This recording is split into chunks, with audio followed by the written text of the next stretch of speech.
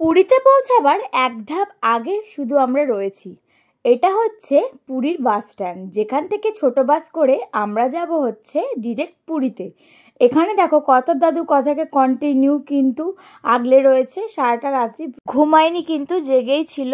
Finally কিন্তু পুরীতে পৌঁছে গেলে আমার সমুদ্রে যেতে যেতে প্রথমে চোখ পড়ে গেল এই শঙ্খগুলো দেখে। উফ, কত বড়! কি করে তোমাদেরকে বোঝাবো, মানে ভিডিওতে কতটা আসছে আমি জানি না, কিন্তু বিশাল বড় বড় এই শঙ্খগুলো ছিল। আর প্রচুর দাম ছিল, 10,000 20,000 করে এরকম দাম ছিল এক এক পিসের। তারপরে দেখো কথার দাদু কথাকে সমুদ্রের জল মাথা ছিটিয়ে দিল, আর কি দুজনে মিলে এবার দাঁড়িয়ে রয়েছে সমুদ্রেতে। আর আমি বললাম যে বাবুকে একটুখানি ফটো ভিডিও তুলে দাও, তারপরে আর কি বাবু আমাকে একটু ভিডিও তুলে দিল, ফটো তুলে দিল। এটা তোমরা রিলসে দেখেছো হয়তো, অনেকটা আগে, আমার অনেক দিন পর ব্লগটা ছাড়ছি। আমরা প্রায় 1 মাস হয়ে গেছে পুরীর থেকে ঘুরে এসেছি, আমরা টাইম হয়ে ওঠেনি যে আমি ভিডিওগুলো ছাড়বো। অনেক দিন পর খুব এনজয় করেছি, এত মজা করেছি যে ভিডিও তুলতেই ভুলে গেছি। সত্যি কথা বলতে এই ট্রিপটা পুরো মনে রাখার মতন আমার জন্য, কারণ আমি প্রচণ্ড আনন্দ করেছি সবাইকে নিয়ে, আর কথা প্রচণ্ড আনন্দ করেছে। আমি যখন 2024-এ গিয়েছিলাম কথাকে নিয়ে, কথা তখন অনেকটাই ছোট, তখনও যেরকম কথা একদমই ভয় পাইনি।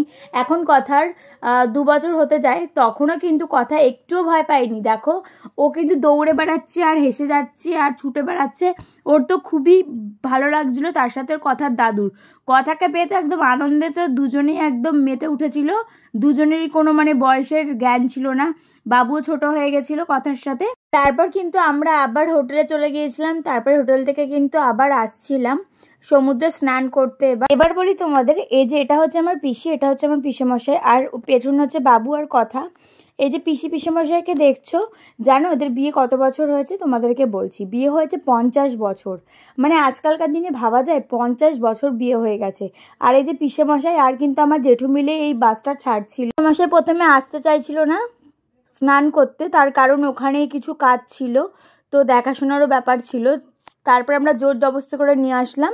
এখানে কিন্তু কথার দাদু কন্টিনিউ ছাতা ধরে বসে রয়েছে, কারণ প্রচণ্ড রোদ। সব সময় একদম কথাকে শুধু আগলে রেখে বসে রয়েছে বাবু। বাবু অতটা স্নান করেনি, আমি প্রথম দিন স্নান করেছিলাম। এই যে দেখতেই পাচ্ছ তোমরা, প্রথম দিন কিন্তু অতটা স্নান করিনি, মোটামুটি স্নান করেছিলাম।